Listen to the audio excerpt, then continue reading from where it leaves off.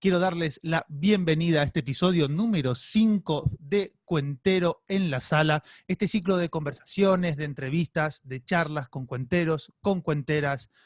Hoy tengo el gusto de estar en esta sala virtual con un cuentero que admiro mucho, que escuché algunas poquitas veces por una cuestión de distancia, pero que leí mucho y sobre quien tomé conocimiento a partir, en un principio, de una anécdota de Juan Moreno.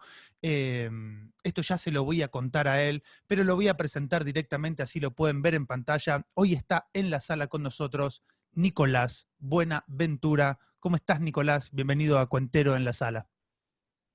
Bien, bien, aquí, compartiendo este espacio al que nos tienen reducidos estos tiempos. Te quería contar, Nicolás, creo que alguna vez te lo conté en vivo, pero ya que estamos hablando de virtualidad y que estamos, pero no estamos en presencia, yo te conocí a vos de una manera también un poquito virtual, un poquito etérea, un poquito gaseosa. Creo que fue en el año 2005 o 2004, por ahí. Coincidiste con Juan Moreno en un festival y él tenía la costumbre, bien de cuentero, cada vez que volvía de un festival, se sentaba y nosotros, como los que le preguntan al narrador de André Gide, ¿qué ha visto, viejo? Bueno, le preguntábamos, ¿qué vio Moreno? Y él nos contaba, vi tal cuentero que hizo tal cosa, y cuando te vio a ti, creo que vio la creación o algún espectáculo que estabas montando por entonces. Volvió completamente alucinado, nos empezó a contar las cosas que vos hacías en el espectáculo. Entonces te conocimos como conocimos a la matrona de Éfeso o a Hansel y Gretel, en forma de personajes de Juan Moreno. Eso nos gustaba mucho, siempre nos dio muchísima curiosidad, nos contó cómo ponías los pies, cómo hablabas, las cosas que hacías. Así que cuando te pudimos ver en la Feria del Libro fue un gusto, fue como ver realmente un personaje del cuento que se salía y además nos contaba. Y además nos Ya no contaba. hubo ninguna sorpresa, ya no hubo ninguna sorpresa.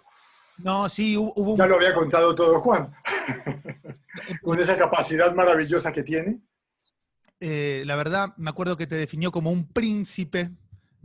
Cuando le preguntamos, o no sé por qué, por qué dijo así, te puso ese título de nobleza, y es verdad que en lo que no sé si un título, pero en lo que haces hay mucha nobleza y nos encanta. Como primera pregunta, le suelo hacer a los cuenteros que pasan por este espacio, no tiene tanto que ver ni con tus cuentos, ni con la contada, sino con algo anterior y más importante, que son tus orejas. Quería hacer una pregunta específica sobre eso. Tenés orejas muy bonitas y quería preguntarte por alguna anécdota de escucha intensa que hayas tenido en algún momento, ya sea cuando niño, ya sea de profesional, con algún colega, algún momento que recuerdes que sentiste que ahí estaba pasando algo muy importante. No sé si algo que te definió, algo que te marcó o algo que atesorás como algo muy bonito que te haya pasado como escuchante de cuentos. Bueno, cuando me preguntan preguntas que hacen a veces, ¿cuál es la condición necesaria para poder contar cuentos? ¿Qué es lo que debe tener alguien que se dedica a contar cuentos? Yo lo que digo es oído, capacidad de escucha. Para mí es la condición sine qua non, primera, ser capaz de escuchar. Bueno, tengo una relación muy particular con escuchar historias. Un día mi tío Nicolás, hay que decir que en la familia hay, hasta donde yo llegué, hay más o menos 24 Nicolás Buenaventura y 17 Manuel María Buenaventura.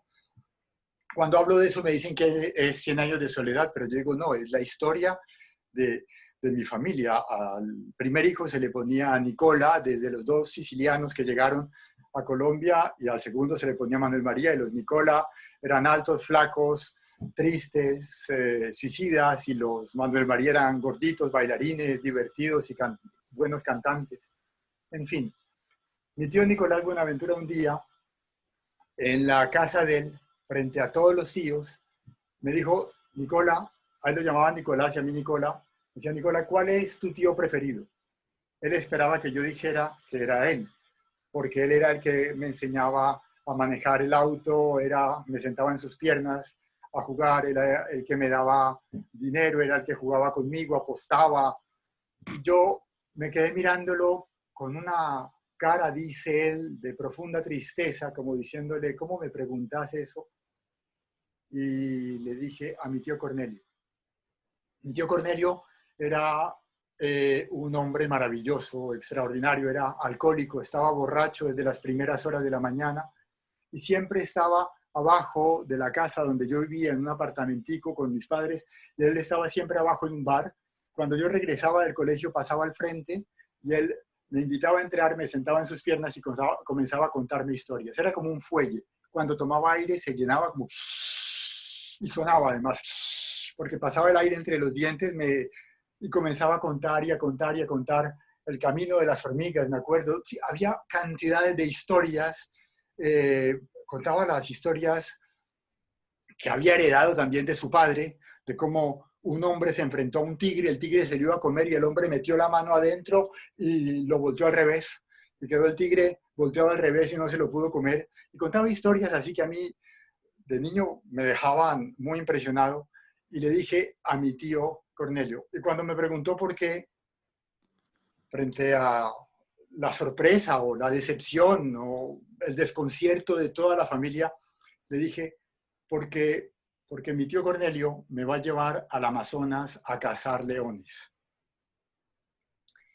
Y mi tío Nicolás decía que esa era la ideología. Él, que era el tío que estaba cerca de mí, que se preocupaba por todas mis necesidades y todo, yo no lo apreciaba como mi tío favorito, sino que tenía como tío favorito al que inventaba cuentos, al que me decía esa mentira de llevarme a cazar leones a un lugar donde hasta el día de hoy no se ha encontrado un solo león. Y cuando contás ahora, esa sensación que tuviste en el momento que tu tío te contó que alguien le metía la mano dentro de un tigre y lo volteaba, lo daba vuelta. Cuando estás contando, ¿en algún momento percibís que al público le está pasando eso? ¿Sentís esa misma sensación a través del público? ¿Cómo te comunicas? ¿Los percibís?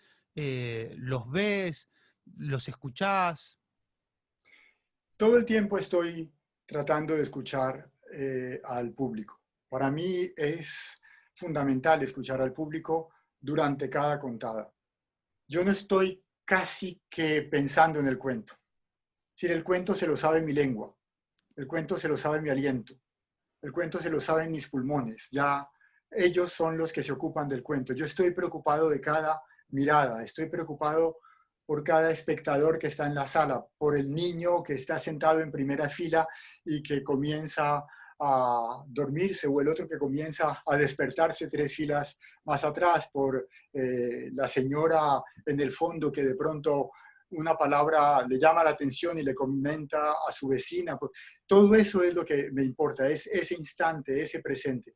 Ahora, cómo está viviendo el público el cuento que yo estoy contando, cómo lo está percibiendo cada espectador, es un terreno en el que yo no me aventuraría jamás, porque es un espacio privado, es un espacio de cada uno con la historia. Yo creo que es tan artista. Qué buena idea, un mate, hombre. Yo debería irme si voy y me preparo un mate, ¿puedes editar? Sí, no hay O problema. bueno, no, tomo agua. En Cali no se toma mate, pero mi padre tomaba mate. Y me crié con el mate, conozco el mate. En Cali se habla de voz. Hablamos de voz desde hace muchísimo, tal vez desde la misma época. De hecho, el primer escritor que mete el voz en la literatura es un colombiano. Mira, capaz estaban unidas Buenos Aires y Cali cuando todo era un mismo continente. eh, Capaz había. Tuvimos los mismos conquistadores de la misma zona de España, que llegaron, tal vez eran andaluces o de Extremadura, y llegaron unos a Colombia y otros al sur y otros en Centroamérica, y ese voz que fue saltando territorio se quedó en esos dos. Pero el mate sí es una tradición familiar. Bueno, estaba diciendo que no me meto mucho en ese espacio de la cabeza del espectador porque me parece que, digamos, es un espacio de creación. Yo creo que es tan artista o tan cuentero o tan escritor o tan cuentista o como se quiera llamar, quien escucha un cuento como quien lo cuenta. La creación es conjunta, se hace entre los dos. No hace mucho tiempo fui al Uruguay estuve contando cuentos. Bueno, cuando yo digo no hace mucho tiempo, no hay que tratar de adivinar cuánto, porque eso puede ser hace 2 días o 3 años. A mí esos tiempos se me juntan sin ningún problema. Y la compañera de Pilar, una compañera de Pilar, de mi amiga, La Pata, tenía en esos días a su hijo Manuel, que Manuel debía tener 3 años. Y Manuel llegó y tenía un pequeño Batman y comenzó a decirme, ¿haces magia? Y yo le decía, Manuel, yo no soy mago, pero si querés te cuento un cuento. Y me miró y me dijo, no. Y luego volteó y me dijo, ¿haces magia? Y le digo, no, no sé hacer magia, pero ¿querés que conversemos, que juguemos a algo? Y me dijo, no, no. Luego, ¿haces magia? Bueno, vos sabés cómo es cuando llega esa insistencia. Y entonces le dije, tomé el Batman que él tenía, lo miré así y en un momento dado miré hacia atrás y le dije, lo que está ocurriendo. Y él volteó y yo escondí el Batman y luego él volteó y se estallaba de la risa. Y luego otra vez lo distraje y estallaba. A la tercera vez él comenzó a distraerse él solo. Él mismo volteaba como haciéndose el distraído para que yo desapareciera el Batman. Y yo creo que eso es lo que ocurre. Quien pone la magia es el público. Él es quien construye la magia en los cuentos. Él es quien construye esa magia de la palabra, en esa relación que establece con lo que está allí siendo dicho y lo que está ocurriendo. Y es lo que me pasaba con mi tío Cornelio. Yo construía esa magia y construía esos tigres volteados al revés, que eran espantosos, porque yo me imaginaba el tigre completamente al revés, con todos los órganos afuera. Che, y te toca a veces contar en un teatro o en un espacio que por cómo están puestas las luces, cómo está puesto el público, la sala está oscurecida, no los podés ver con los ojos o apenitas podés ver a la gente que está en las primeras filas. Cuando te pasa eso, ¿intentás cambiarlo? ¿Intentás prender las luces en la sala? ¿O intentás percibirlos, intuirlos, abrir la sensibilidad, poder percibirlos de otra manera, sin estar mirándolos? Por eso digo que es escuchar. Yo creo que me has visto contar y has visto que cuento con los ojos cerrados. Entonces poco importa si hay mucha luz o poca luz. Lo que trato es de ver a cada persona sin tener la necesidad de mirarla. Cuando miro a alguien es simplemente tratando de personalizar, tratando más de que la persona se sienta haciendo parte de algo íntimo entre ella y yo, que tratando de mirarla con los ojos. La mirada busca ese elemento de la atención, de la concentración, de cómo se establece esa relación, más que, digamos, ver a la gente. Siempre pido que esté lo más oscura que sea posible la zona del público. Primero porque me parece importante esa intimidad.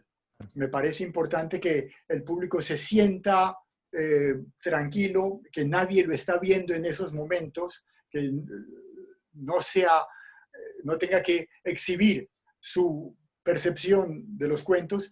Y segundo, porque trabajo también el espacio en el que estoy contando y muchas veces lo trabajo con luces y para poder trabajar ese espacio con las luces que quiero para los distintos momentos, para la atmósfera o el espacio o el ambiente de cada cuento, la luz pueda ser percibida.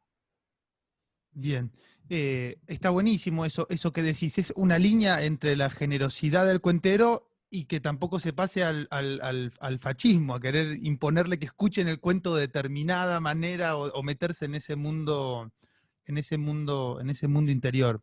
Contanos, Nicolás, entiendo que ahora debe haber una especie de paréntesis en la modalidad de trabajo, habrán cambiado algunas cosas, pero antes que viniera el distanciamiento social, antes de marzo, antes de todo esto, ¿cómo era un día tuyo de trabajo, una semana, un mes? En qué espacio solés contar? ¿O es bastante diverso? A veces te toca viajar, te toca narrar cerca de tu casa. ¿Cómo te moves?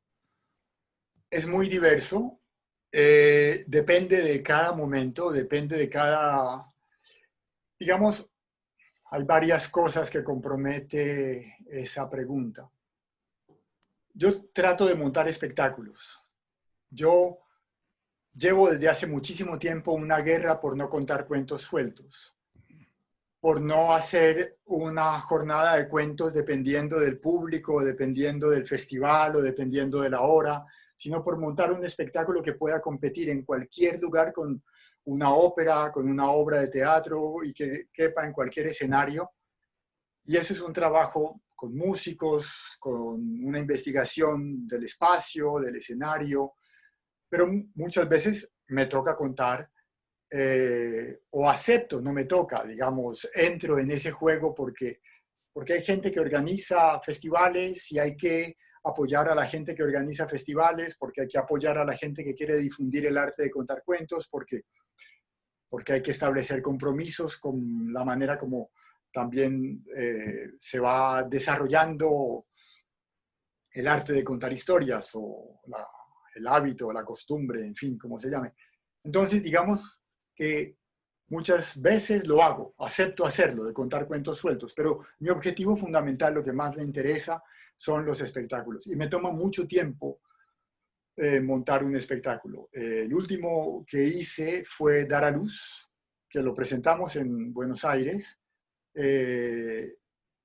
Lo presentamos con Georgina Hassan. El espectáculo fue montado con Marta Gómez. Es un espectáculo que me tomó como 2 años y hace parte de una trilogía. La segunda parte la estoy trabajando desde entonces. Es decir, desde el 2011 hasta ahora estoy trabajando la segunda parte y todavía no está. Tengo algunos cuentos, tengo algunos elementos, tengo de lo que quiero hablar, pero todavía no logro armarlo. Y es un tiempo más, digamos, complejo y yo, digamos, resisto. Si los cuentos ya tienen que aguantarse, que yo los cuente, si además tienen que mantenerme, no me parece justo. Yo trato que los cuentos no sean un modus vivendi. Si puedo ganarme unos centavos, un dinero, si puedo ganarme una plata y me parece normal que haya que ganársela y me parece normal que sea pagado y me parece que hay que cobrar y eso yo no lo pongo en duda, no es para nada poner eso en duda, me parece muy bien y lo hago y siempre trato de respetarlo y todo, pero no les puedo imponer a los cuentos que los voy a contar simplemente porque tengo que llenar la nevera de alimentos. No puede ser esa la razón, hay otras razones. Cuando esa razón se vuelve muy importante, hago otras cosas. Me invento cursos de escritura de guiones para cine, también vendo guiones de películas, también hago talleres, en fin, me invento otras cosas. Tampoco creo que los guiones deban cumplir esa labor, busco otras cosas que me permitan, trabajo en colegios, en fin, busco mecanismos que me permitan y que me dé toda la libertad para elegir y ser elegido por una historia y por un espectáculo en el que estoy trabajando. Yo, es muy delicado esto porque no quiero que se sienta ninguna pretensión en lo que estoy diciendo, pero sí de verdad que es un sentido para mí muy importante. No, es una poética, no solo una manera de organizar la economía, también es una poética, un posicionamiento frente a los cuentos, de respeto a las historias, que es muy interesante. Y la idea de espectáculo también, de montaje, eso me interesa mucho. Yo estuve cuando viniste a contar Dar a Luz, creo que en el microcine del Malva, con Georgina, y después lo volví a ver. Esto te lo pregunto, y si me decís que no, ahí sí, editamos. Está subida una función de Dar a Luz que hiciste en Minnesota, en una universidad. Está subida en YouTube. No sé si está con tu autorización Sí, o... sí. Ah, bueno, perfecto. Bueno, entonces después voy a dejar el enlace, así pueden ver ese espectáculo, pueden ver ese montaje.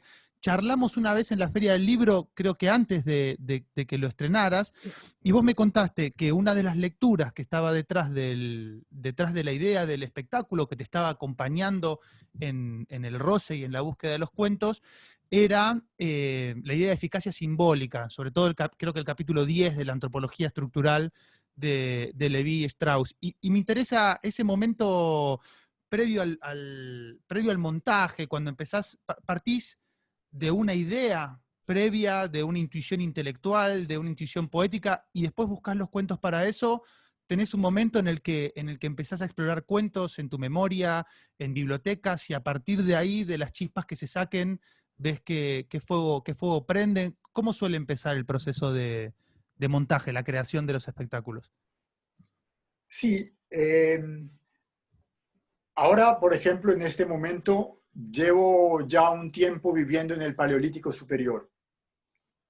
El desafío que me he puesto en la segunda parte de La aventura del pensamiento, que es como se llama la trilogía, tiene que ver con cómo podría yo, Nicolás Buenaventura, hoy, en este momento, imaginar los cuentos que contábamos antes de plantar una semilla en la tierra. Antes del poroto. ¿Qué, qué había allí? ¿Qué se contaba? ¿Cómo se puede uno acercar a esas mujeres y esos hombres? ¿Cómo se puede uno acercar a ese momento? Y ya empezaron las peleas. Ya empezaron las peleas con lo más tradicional, que es hablar de cazadores-recolectores. Luego, ¿por qué vamos a llamar a una persona por la manera como se gana la vida? ¿Por qué no lo llamamos pintores extraordinarios y maestras de pintura de cavernas? ¿Por qué no lo llamamos caminantes incansables? Hay tantas maneras como podríamos llamarlos y los hemos reducido a cazadores-recolectores. Ya ese solo título me crea problema, y un espectáculo está lleno de esas peleas también. Dentro de cada espectáculo hay una pelea por producir sentidos, por producir nuevos sentidos. Esa es una. Tal como hoy en día se está descubriendo, durante muchísimo tiempo se trató de ir a buscar la cuna de la humanidad, el sitio donde empezó la humanidad. Sapiens, ¿de dónde viene Sapiens? Y hoy lo que estamos descubriendo es que no hay una, que son muchos los caminos que convergen, y además caminos sinuosos, y que de pronto no hay solamente Sapiens y Neandertal, sino también hay Denisova, y hay Flores, y hay otros, y son muchos los caminos, y además caminos que se cruzan, que se separan, que vuelven y se encuentran, y que en cada uno de nosotros hay algo de Neandertal, posiblemente algo de Denisova, posiblemente, y que es una... Y asimismo, digamos, no hay una sola imagen, no hay un solo punto de partida para un espectáculo. Dar a luz tiene que ver con la eficacia simbólica, texto que descubrí un día de Levi Strauss y me maravilló, pero tiene que ver también con un guión que yo había escrito en el que una pareja, él componía, ella estaba embarazada, iba a tener el bebé, él seguía tocando el saxofón para ese bebé que crecía, ellos se separaban, la relación se volvía imposible, y en el momento del parto, él venía, tocaba y el bebé decidía nacer. Esa historia no la pude hacer en cine porque había, digamos, algo que para el cine se volvía complicadísimo, y era que ella sí hubiera podido por una cesárea. Y, es decir, había algo que le imponía desde el mundo de la verosimilitud una regla muy difícil. Entonces, digamos, eso terminó desembocando en Dar a Luz, por otro camino muy largo, pero también desemboca en Dar a Luz personajes que he ido encontrando en mi vida, seres que he conocido. Una mujer que cuando yo era niño dijo un día alrededor de mí que el placer más grande, el orgasmo más intenso que había sentido en su vida era el nacimiento de su hija. Y yo era un niño, yo a lo mejor orgasmo era para mí una palabra muy extraña, y esa imagen era contraria a todo lo que yo había escuchado. Siempre el parto era con dolor, esa era la idea más generalizada. Y esa idea del parto con dolor y el parto placentero y ese orgasmo, las dos se conjugan allí en Dar a Luz. La relación con las mujeres y la relación con... También ahí hay una pelea muy grande. Durante muchísimo tiempo, inclusive se le atribuye eso a Borges, aunque yo nunca lo he encontrado dicho por él, que hay tres historias que son todas las historias que existen, que es un hombre que sabe que va a ser crucificado, un hombre que va a rescatar a la mujer que le robaron e inicia una guerra, un hombre que espera regresar a la patria perdida. Y yo digo, ¿y no hay ninguna donde haya una mujer? ¿Y no hay ninguna donde haya un nacimiento? ¿Y no hay ninguna donde un parto sea una epopeya y una historia? También allí detrás hay otra pelea. Digamos que hay mucho de peleas y mucho de imágenes y de conceptos. Es difícil hacer como ese trabajo de volver a la fuente. Y una vez que ya tenés la idea, empezaste a buscar los cuentos en tu memoria, en bibliotecas, donde fuera. Cuando realizás el montaje, en tus espectáculos habitualmente hay una parte musical, a veces, bueno, como en Dar a Luz estaba un poquitito más separada, como en una ópera como recitativo y aria, y a veces en otros espectáculos te cargas vos esa parte con un pequeño instrumento. ¿Hay algún momento donde la representación, el mundo que estás construyendo, se lo dejás al lenguaje musical? Te pregunto por esa relación. ¿Crees que hay cosas para cantar y cosas para contar? ¿Crees que ya en la poética del narrador hay algo músico, hay algo musical en la manera de hablar? ¿Cómo pensás eso? ¿Lo haces de manera intuitiva porque lo vas sintiendo? ¿O pensás que en cierto momento esto se lo tengo que dejar a la música, al canto, al sonido de un instrumento, al birimbao, a lo que fuera? Bueno, hay varios puntos también en la pregunta. Por de donde vengo, el Teatro Experimental de Cali, el grupo de teatro de Enrique Buenaventura, fundado por Enrique con actores en Cali, la relación entre la música y el teatro siempre fue muy, muy importante. Y tuve la suerte de conocer a grandes músicos y de tomar con ellos talleres y de asistir a la manera como componían para el escenario allí en vivo. Y para mí, la música es una forma del pensamiento, tal vez la forma más elaborada del pensamiento. Creo que cada ser humano tiene una música singular, que está hecha por sus silencios, por su ritmo al hablar, por los sonidos que utiliza. Y es una música extraordinaria, que tiene que ver con su carácter, con sus emociones, ahí está vibrando su alma. Y eso también creo que existe en cada cuento.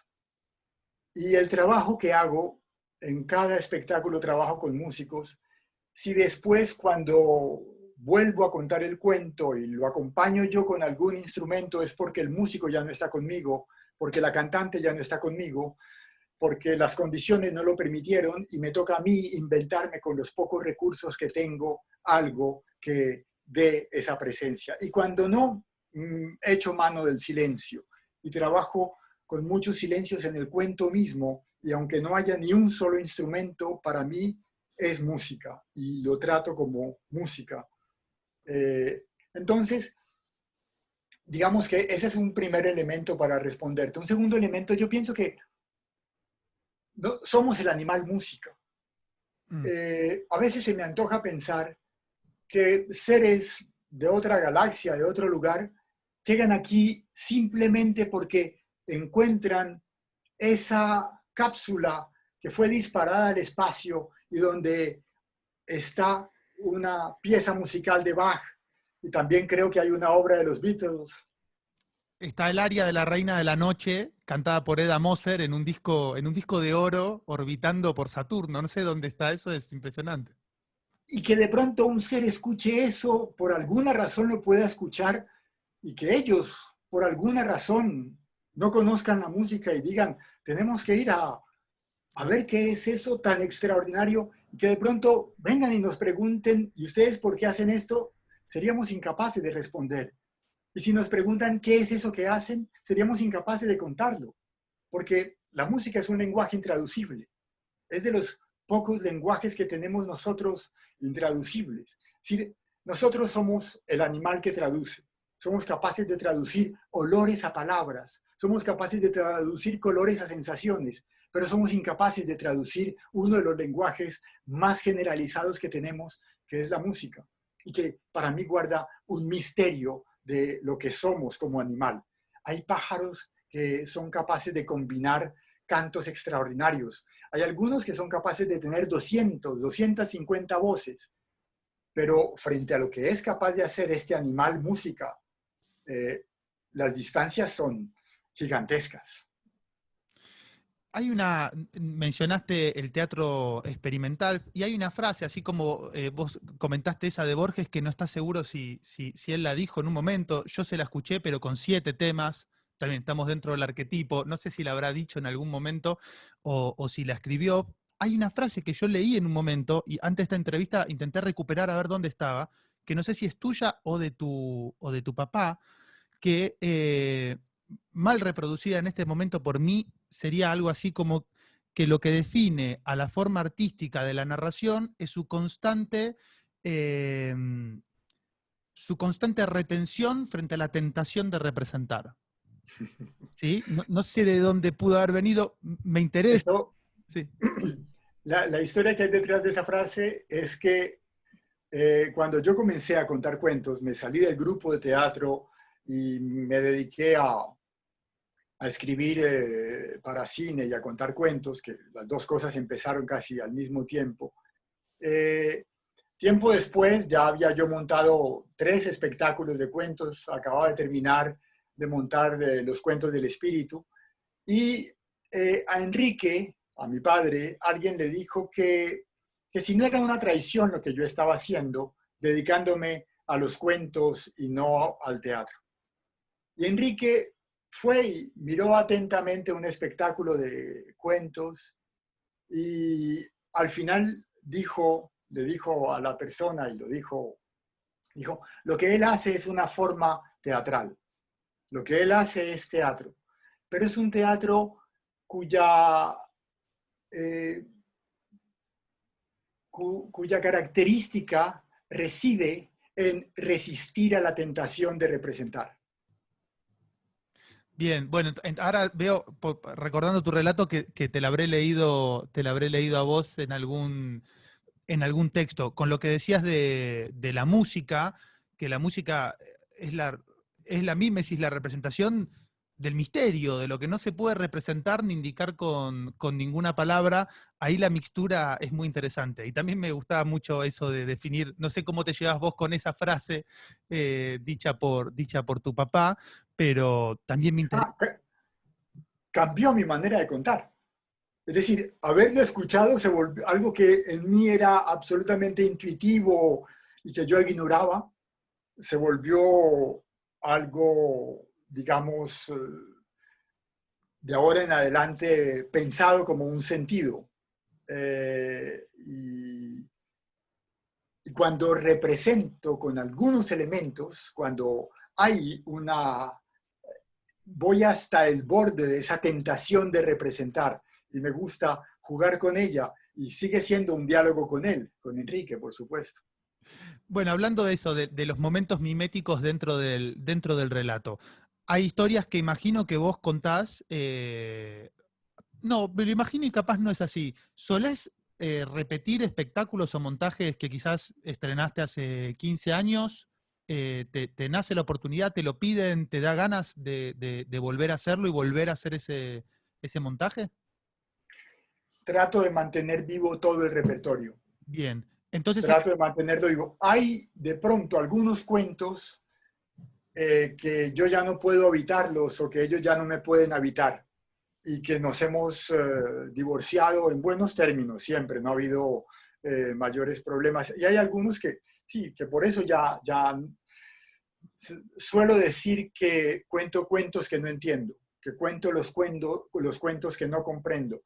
Y cuando siento que algún cuento me comprendió o lo comprendí, como que pierdo la pasión de contarlo. Y a veces eso, digamos, se vuelve problemático porque hay gente que me pide un cuento y que ya no lo cuento, ya no, nos dejamos un poco y bueno, siempre trato de volverlo a contar, pero está lejos y ya no hace parte, digamos, del repertorio, pero sigo contando los mismos espectáculos.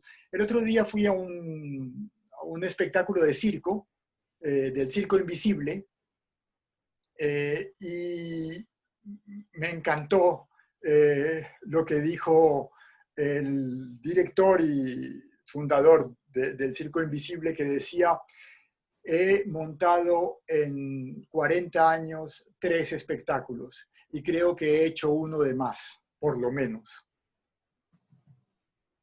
Qué Yo bueno. creo que el mundo está lleno de cosas y hay que pensar mucho cada vez que uno le agrega algo más al mundo. Hay muchísimas y agregar algo es siempre, digamos, una responsabilidad muy grande que hay que asumirla con toda la seriedad.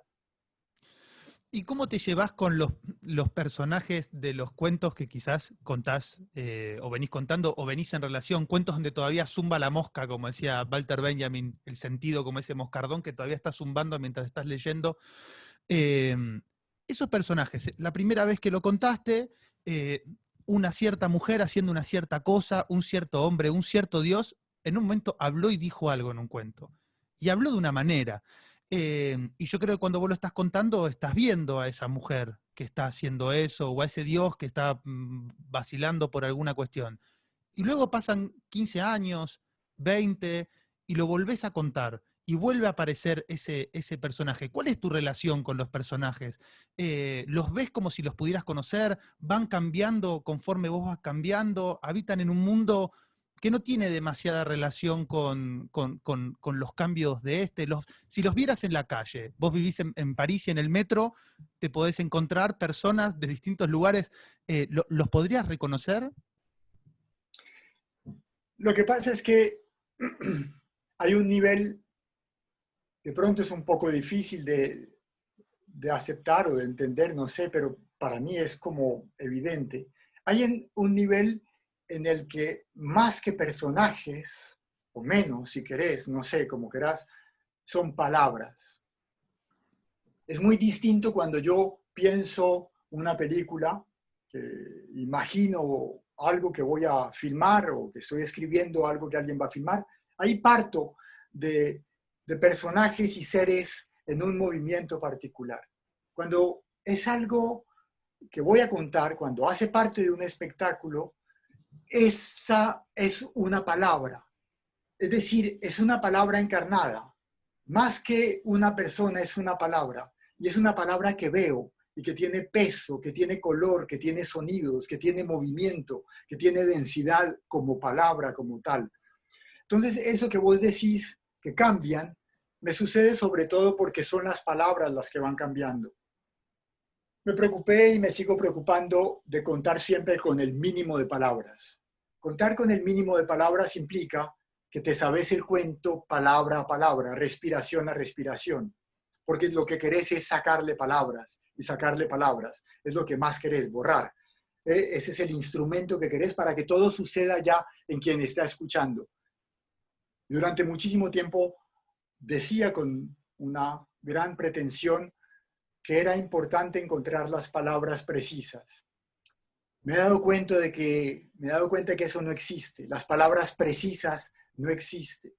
Es una idea que no existe porque las palabras no paran de moverse, porque las palabras no están quietas. El diccionario pretende mantenerlas allí, inmóviles, pero ellas no hay quien las amarre, no hay quien les pueda poner grilletes, están todo el tiempo cargándose de nuevos sentidos, adquiriendo nuevas formas, y van apareciendo nuevas y van desapareciendo otras que luego regresarán. Entonces, digamos, la relación con esas palabras de las que están hechas los cuentos cambia. Y a veces la palabra Dios deja de sonar de manera adecuada y de pronto se transforma y hay que buscar otra y es una diosa.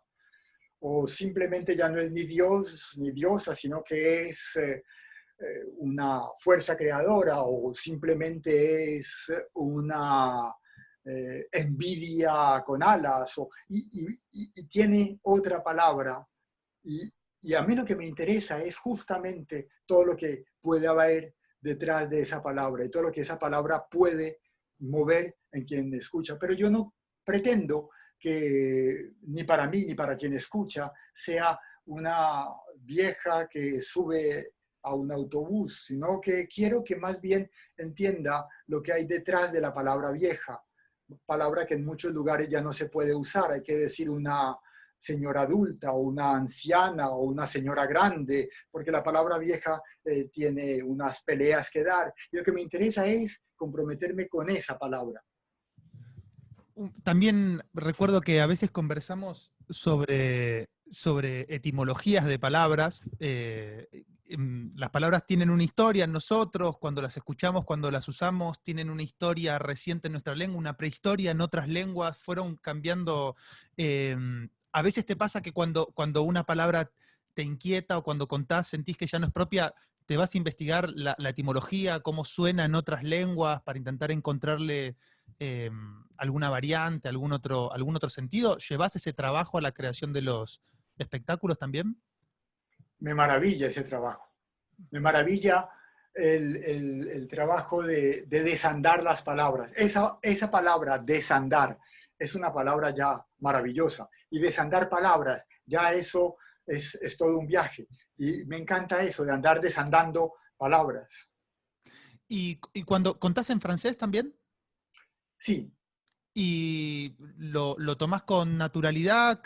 ¿Contás con más cautela? ¿O te sentís igual que haces el mismo trabajo de cuidar las palabras, de buscarlas que en el español? ¿O te sentís un extranjero que va con más cuidado de no pisar un palito, que no suene una alarma? cuento desde otro lugar. El lugar desde el que cuento cambia. Cambia tanto que una vez un amigo músico dijo, es increíble, subes 3 tonos cuando cuentas en francés. Tu voz sube 3 tonos, cambia completamente toda la tesitura. Y yo no era consciente. Y cuento desde otro lugar porque cuando estoy contando en francés estoy traduciendo la historia. Lo que hago con el público francés es jugar el juego de que esa historia no existe en la lengua de ellos, sino que existe en otra lengua y yo soy el intermediario. Entonces dejo muchas cosas en español, traduzco unas cuantas, dejo otras sin traducir y se construyen otros misterios. Y me siento como con 2 lenguas, cosa que no me pasa cuando cuento no me pasa de la misma manera cuando cuento en caleño o cuando cuento en español. Porque muchos personajes, por ejemplo, en los cuentos siguen hablando en español. Cuando cuento en francés, yo los dejo que hablen en español y traduzco un pedacito. Y dejo que lo demás sea la música del idioma, que la gente arme. Me interesa mucho lo que no dicen los cuentos. Creo que tendemos a preocuparnos más por lo que los cuentos dicen y olvidamos lo que no dicen.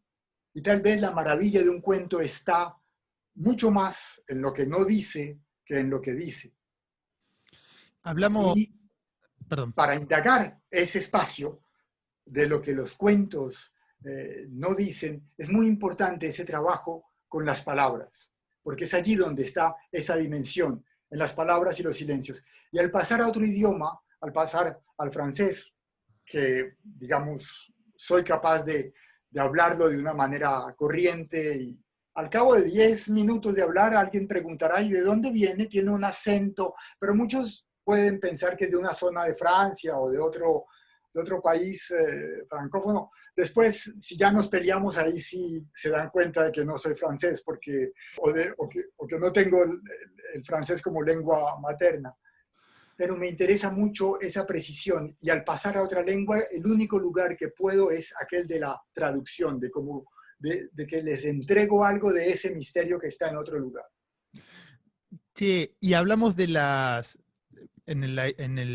para pensar el montaje de tus espectáculos, un poco de las ideas, de las curiosidades intelectuales, de las disputas que hay detrás de eso. Hablamos de la historia de las palabras, del cuidado, hablamos un poquito de la música. Te quería preguntar como última cuestión sobre el momento de dar a luz un espectáculo o de armar el montaje, ¿cómo te llevas con lo que ocurre en tu mundo interior? Por ejemplo, con los sueños, tenés un trabajo consciente con eso, con tu propia historia, cuando estás tomando un tema como por ejemplo el alumbramiento o dar a luz, empezás a recordar en tu historia la historia de tus hermanos, de tu familia, ¿llevas a la conciencia ese trabajo de exploración en vos para contar?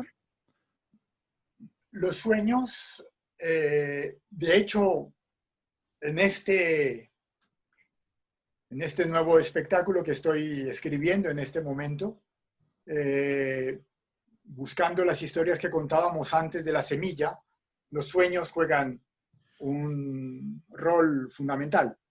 Es decir, pienso que era mucho más flagrante la relación entre sueños y cuentos en esa época que después de la agricultura.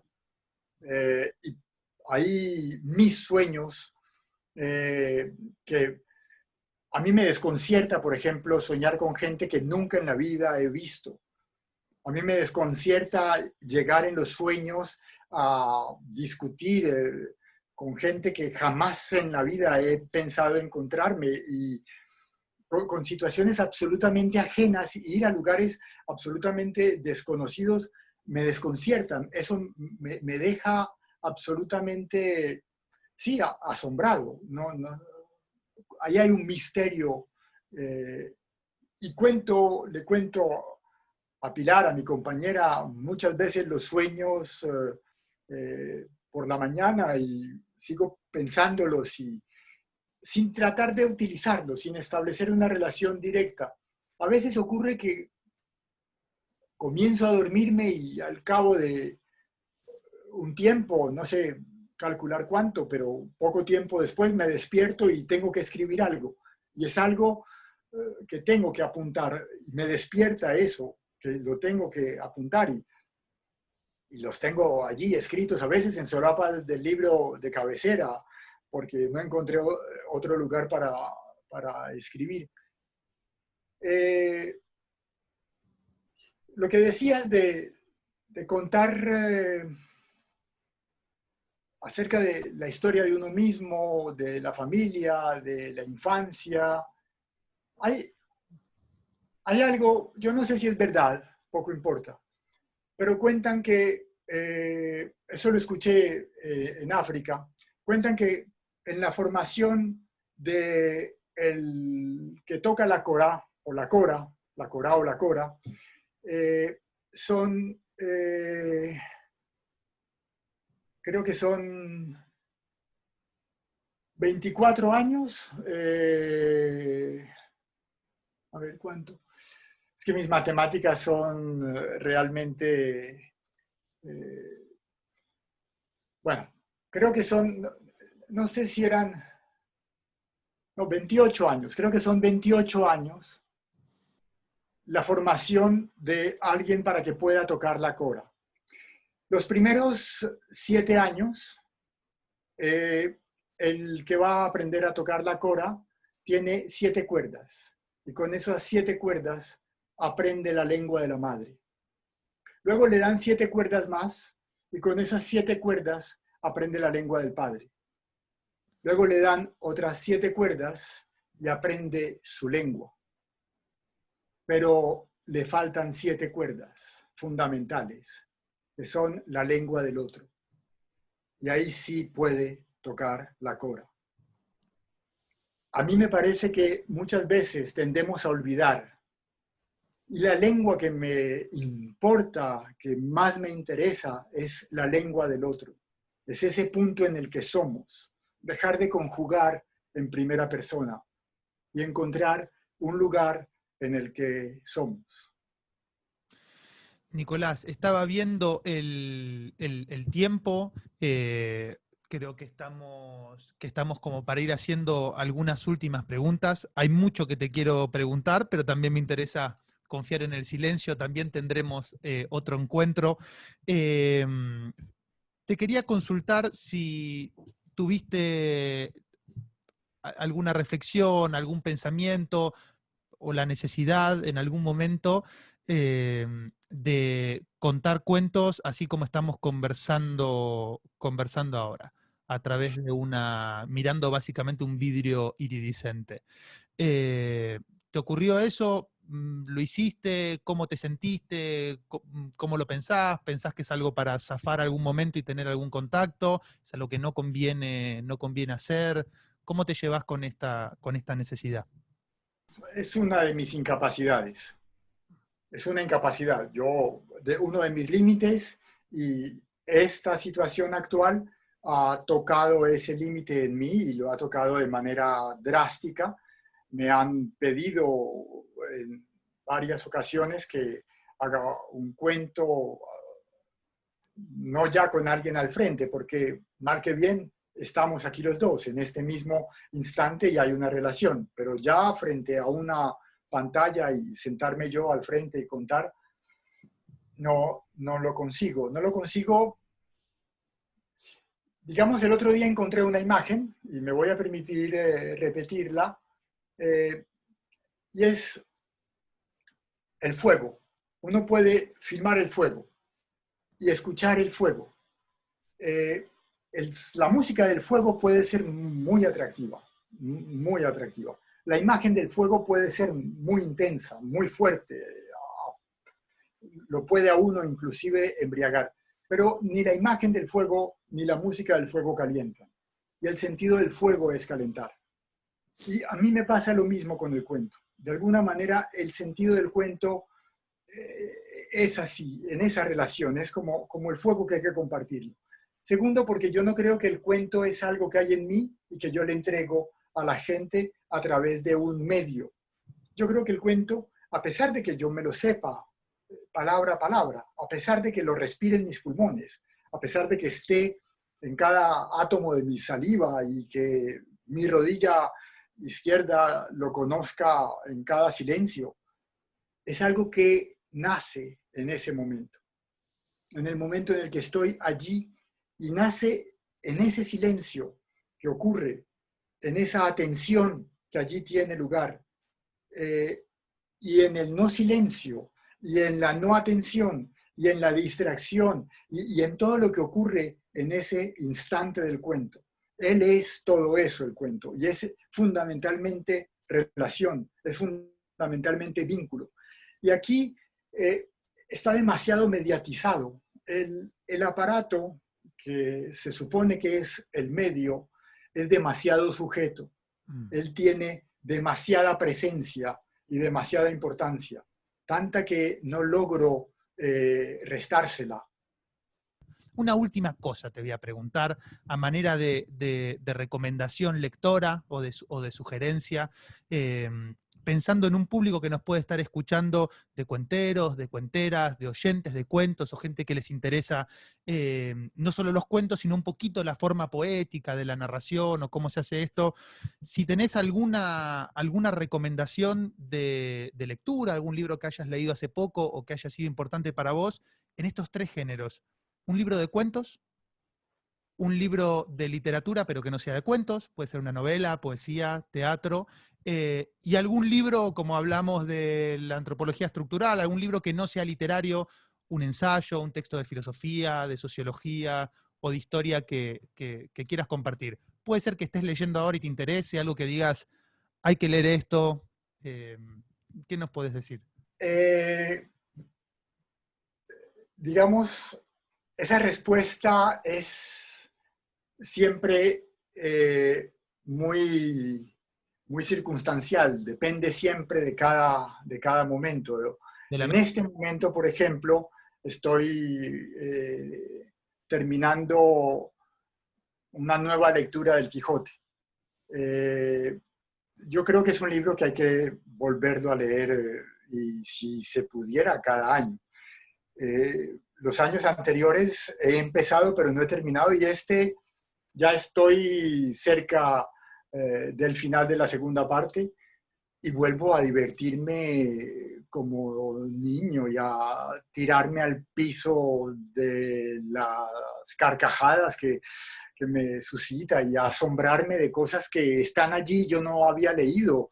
Me sigue asombrando la extraordinaria contemporaneidad de don Miguel de Cervantes. ¿Sabes qué dice en un momento dice consiga misma? ¿Sí? Consiga misma, ella estaba consiga misma.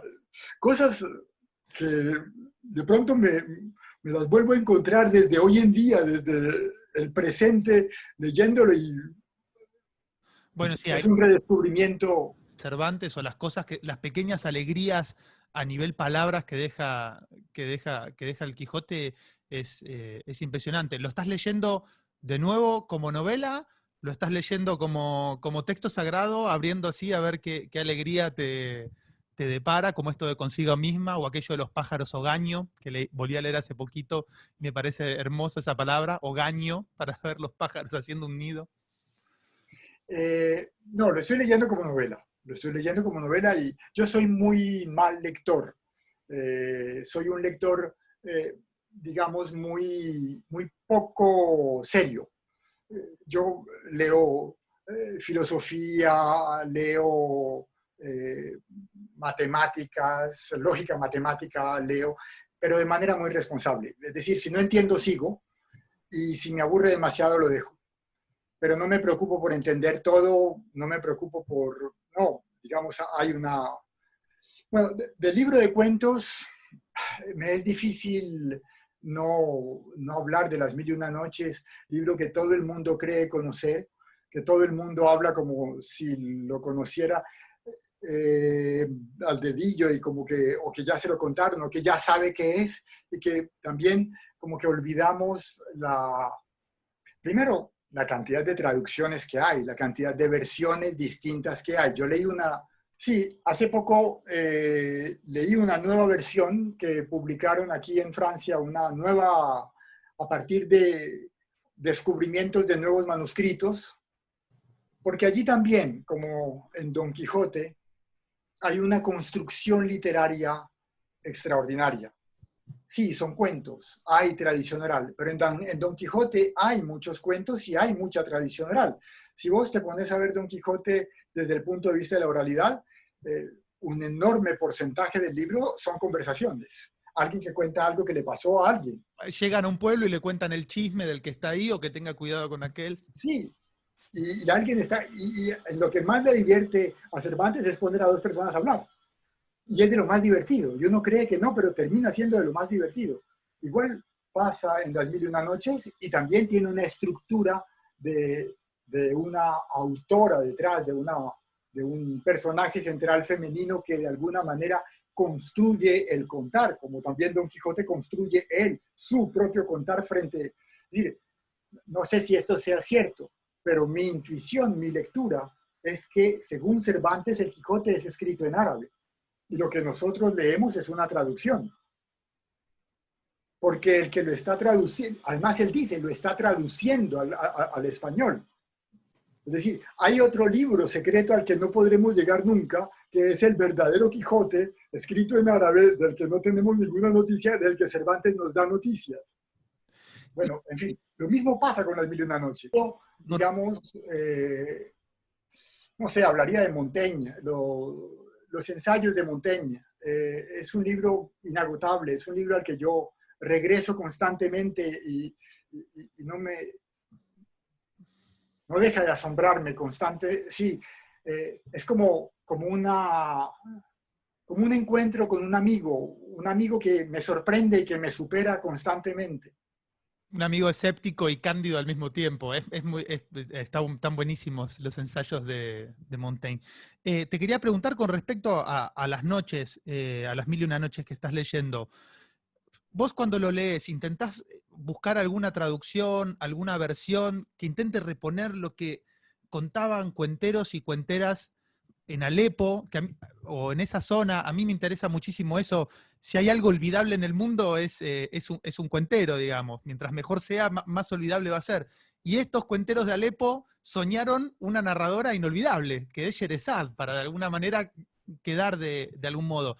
¿Intentás buscar eso o lo tomás como una invención literaria de burgueses franceses del siglo XVIII, donde viste que hay algunas corrientes de traducción que buscan el manuscrito, la etimología, y otros dicen, esto es un sueño francés, una orientalia francesa.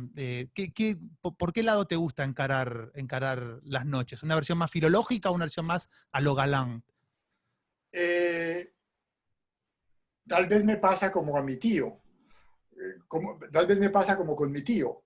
Es decir, en la traducción que encontré, dicen que encontraron unos nuevos papiros donde estaban registradas, donde estaba escrito, y allí sostienen que hay un autor. Que hay un autor que en algún momento dado inventa el personaje de Sherezada y escribe con una estructura muy de novela. Y no es una estructura, digamos, de una tradición oral, y es un autor anónimo que escribe en árabe y que están los documentos. No creo que haya la palabra papiro, no creo que la haya encontrado, pero en el prólogo aparecía como documentos, es decir, como que hay. Y por ejemplo, Sinbad el Marino no hace parte. Sinbad el Marino es algo que alguien integró después y lo pegó allí. Que Antoine Galán se trajo, que era comerciante de telas, se trajo a un vendedor de un zoco, de un mercado, y que ese le contó la historia de Sinbad, creo que Aladino también. Borges lo llama un oscuro asesor en la traducción. Aladino, sí, hay una versión de un personaje que se parece a Aladino, pero que no se llama Aladino y que no tiene, es decir, el centro no está en la lámpara maravillosa. La lámpara es un pequeño acontecimiento al lado y el centro está en otro lugar. No me acuerdo exactamente muy bien cómo es la historia, pero creo que tiene que ver con ser capaz de ver a la amada desnuda antes de que la llama de la lámpara se apague. Y eso se convierte después en la lámpara de Aladino y el genio. Eso es lo que dicen allí, que esa es una versión que tiene que ver con un original del que han encontrado, digamos, extensos, y son 4 volúmenes y no está Sinbad y no está Aladino, y bueno, hay una cantidad de cosas que no están, y hay otros que yo no había leído nunca, no conocía en versiones anteriores, Bueno, pero el Nicolás, digamos, perdóname, el Nicolás Buenaventura de hoy, de este verano francés e invierno del sur del 2020, nos dice El Quijote, Las noches y los ensayos de Montaigne. Son 3 lecturas muy, muy, muy enjundiosas y aparte muy disponibles. Están ahí como eh, para empezar a chusmearlos. Estamos medio sobre el tiempo, Nicolás. No quería dejar de darte las gracias por muchas cosas, por tus cuentos, tus espectáculos, los libros que tenés. Al principio los tuve en fotocopia, después los libros que escribiste, después los pude tener. Son libros preciosos para leer. También me quedó preguntarte eso, quedará para otro encuentro, como es ponerte a escribir sobre tus espectáculos, ponerte a escribir sobre la forma poética, qué lector te imaginás, preguntas que quedarán para otro momento. Espero que te podamos ver aquí en Buenos Aires. Si estás en Uruguay, avisá y probablemente crucemos o nos encontremos por ahí. Ha sido un gusto para mí, tenía muchísimas ganas de charlar con vos y te quiero dar las gracias. muchas gracias a vos, muchas gracias Martín, Juan Martín, por esta generosidad, por este espacio, y muchas gracias también por mantener, digamos,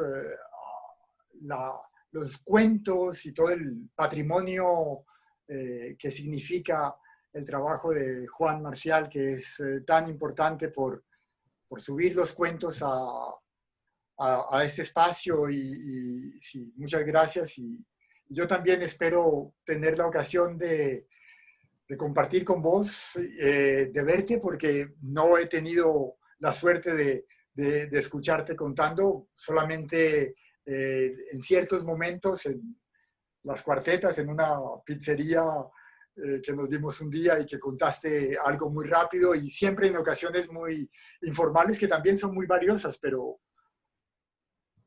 que tendría,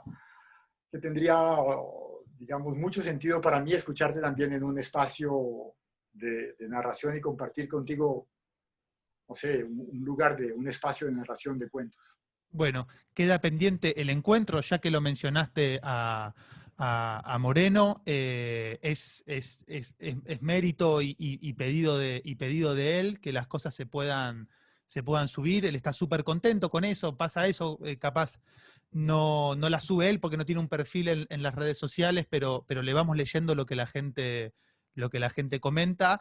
Y bueno, y puedo anunciar ahora para los que llegaron al final de esta entrevista que el próximo cuentero en la sala lo vamos a tener a Moreno acá en este espacio, así que también lo van a poder escuchar hablar. Eso me da mucho gusto. Se puso muy contento cuando le dije que habíamos arreglado para conversar, y seguro va a haber también esta charla. Gracias por la mención a Moreno. Y de nuevo, muchísimas gracias por haber estado en Cuentero en la Sala. Yo me despido. Nos encontramos el sábado siguiente en una nueva emisión.